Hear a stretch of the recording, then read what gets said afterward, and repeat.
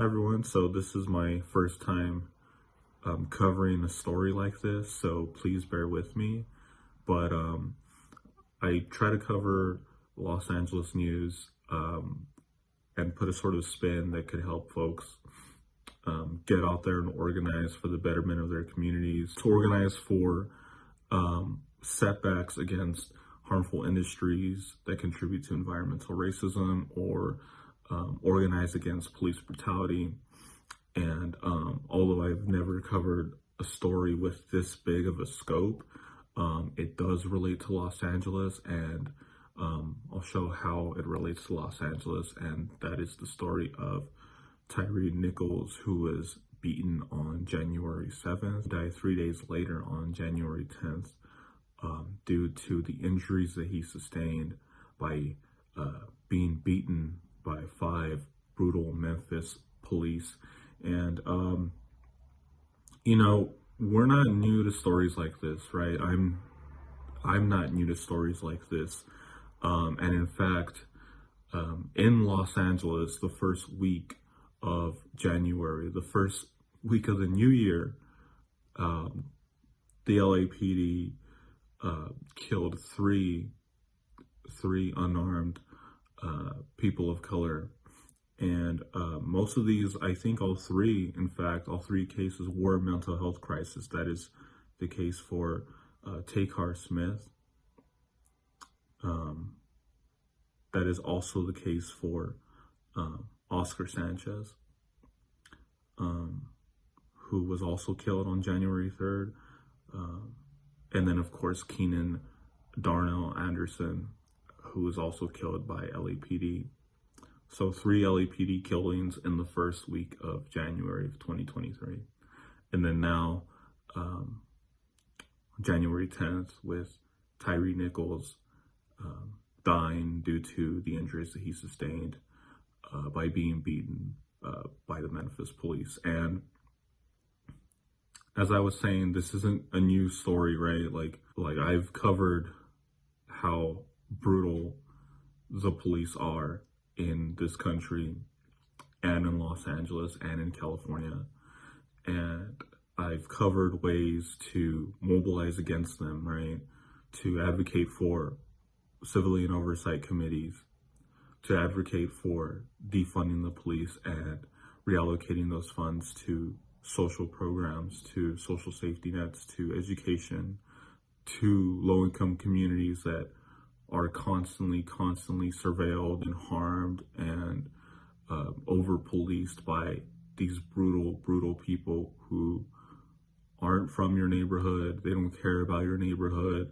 They're just an occupying force there to protect capital, right? There to protect businesses or buildings or money or what have you. That is literally why low-income communities of color are over-policed, because poverty breeds crime. And as a result, rather than solving the poverty, this country will police that community. And that leads to a lot of these instances that we see where innocent people are beaten and murdered by these policemen. In the case of the 3 LAPD murders, it seems to be sort of business as usual, to put it that way. These folks were unjustifiably murdered at the hands of the police, and there were mobilizations against that. There were rallies, but of course, the Democrats in Los Angeles, any politician in Los Angeles and California, has no real interest in doing anything to prevent police murders like this, right? And that goes the same for Memphis. But the interesting thing about Memphis and Tyre Nichols' case is all officers involved were fired and are now being criminally charged. And we've never seen a response like that from the justice system, from a police department that never happens. They fired them before the body cam footage was released. The body cam footage was released on yesterday, Friday, January 27th, and that's unheard of. That doesn't happen. And I think part of the reason is just how fucking awful um the cam footage is, right? Like I will not be showing the footage. I don't even want to describe it in detail. It's just so disgusting, so awful. And no one should ever experience that. So the main takeaway, no one should be a victim of that. So the main takeaway here is that this feels like a very bizarre situation, and which is, in a way good that these cops are being charged criminally, because they are criminals, they are thugs. There seems to be two main reasons why these policemen were fired and charged so swiftly. There's a lot of ongoing discussion about this online, amongst community members, amongst organizations, but from what I've gathered, it seems as though the first reason is just due to how horrible and abhorrent and brutal, particularly brutal, this instance was. And secondly is that some folks are mentioning that if the cops were white, they would have been protected, as we've seen time and time again. And I think both of those reasons are valid, right? That has literally been the history of police brutality in this country. Cops are protected. Policemen are typically protected in these instances due to body cam footage not wanting, like, their police departments not wanting to release body cam footage, protecting the cops before body cam footage is released. And once that footage is released, historically, departments still protect those policemen. They still serve on the departments, or at the most are fired. In the case of Derek Chauvin in 2020, the murder of George Floyd, he was protected until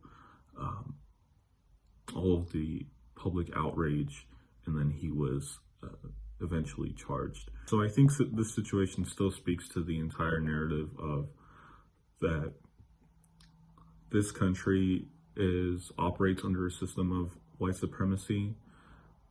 Police target Black and brown low-income communities, all low-income communities really, but they disproportionately target Black and brown low-income communities. And it doesn't matter if they're Black, it doesn't matter if they're brown, right? There's a lot of LAPD officers who are Latino, and it doesn't fucking matter, right? Like, they're still cops.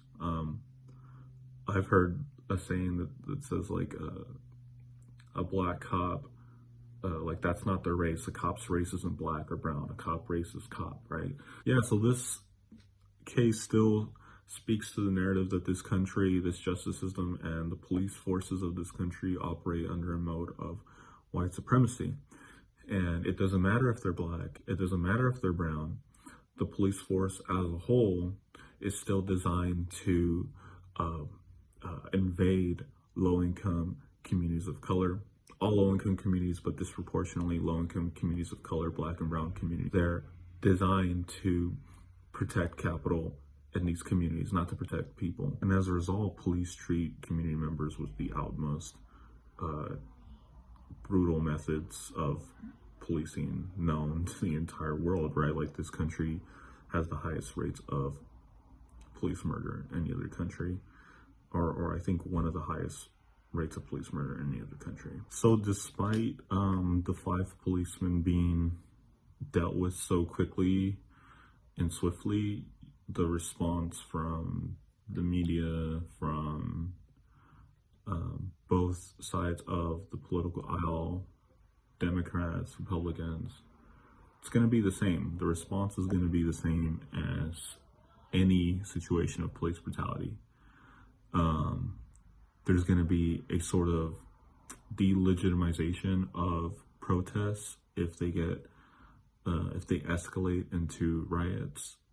They're going to say that, you know, they're going to delegitimize the movement. They're going to delegitimize people's anger that you shouldn't riot, that you shouldn't loot, that you shouldn't do this or do that because you're somehow taking away from the movement.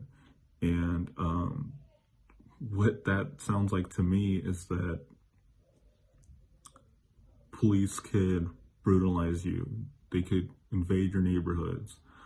But the minute that you understandably react to that with anger, with justifiable anger, then you're somehow out of line, you're somehow out of pocket. So do not let that stop you from attending rallies, from attending protests, and be careful. I'll put up a graphic right now that gives you tips and sort of lays out your rights for you, and feel free to spread this and to reference it and to let it guide you when you're out there. So yeah, there's a lot of things that we could do going forward against police, and that is, yeah, getting out there first of all and supporting folks who are on the street. Take water to a protest, take food to snacks to a protest, right? Take signs. But what do you do after the protest, right? Because big protests like these, big mobilizations like these, they definitely serve their purposes and they're definitely important, but a lot of the heavy lifting work happens behind the scenes, happens in organizations, radical organizations that are mobilizing against police. So that looks like policy work, that looks like community organizing, grassroots organizing, political organizing, strengthening a people's party, getting involved with the DSALA, like whatever that looks like to you, that's what you should do after a protest. You should organize after a protest, because once the protest is over, once the sort of raw energy has faded, a lot of people just carry on with their lives, and to each their own, right? Some people don't have time or the privilege to make organizing their daytime thing. But if you are able to, you should organize for community care programs like mutual aid, community protection programs that, you know, mutual aid also does. And mutual aid is just essentially the distributions of material resources to low-income and unhoused community members in your neighborhood. And yeah, just solidarity with all of you who are out there, with all of you who are organizing. I'm gonna continue to report on this to the best of my ability. I'm currently writing a new full-length episode of Better Off Left, like the abortion video, but this one is about Kevin De Leon and Yuri Martinez and Gil Cedillo, and it is advocating for the resignation or potential recall of Kevin De Leon. And yeah, like, we haven't forgot about him either, right? During the midst of all of this that's happening, we haven't forgotten about the real harm that a lot of LA City Council members like Martinez, De Leon, and Cedillo have done. And my next video will be covering them, and we'll be advocating for De Leon's resignation and potential recall. I will be putting ways you can support in the description in any capacity. If your capacity is merely donations, then I'll put some organizations and even some local community mutual aid organizations that you can donate to, who do political organizing, who do deliver meals and material resources to unhoused people of color, low-income people of color. If donations are your current capacity, I'll post descriptions to that. If organizing is where your capacity is at, then I'll put some good organizations, in my opinion, you can get involved with if you are interested in that. And as it relates to the KDL story I'm doing, if you are watching this and you have been involved politically, like organizing against KDL or organizing for his resignation or for his recall, please email me. I'll put my email in the description, the Better Off Left email. I would love to interview you. I would love to ask you questions for my video. So let's make these connections, right? If you're an organizer, if you're doing this work that I've been talking about and you want to connect with me, you want to be somehow assisting me with this story, this KDL story or other stories, please let me know, and I'm here to listen. Solidarity with all of you who are rallying, who are protesting. Solidarity with you even after that, once you begin organizing. And power to the people forever, power to Black and brown people forever. And see you next time.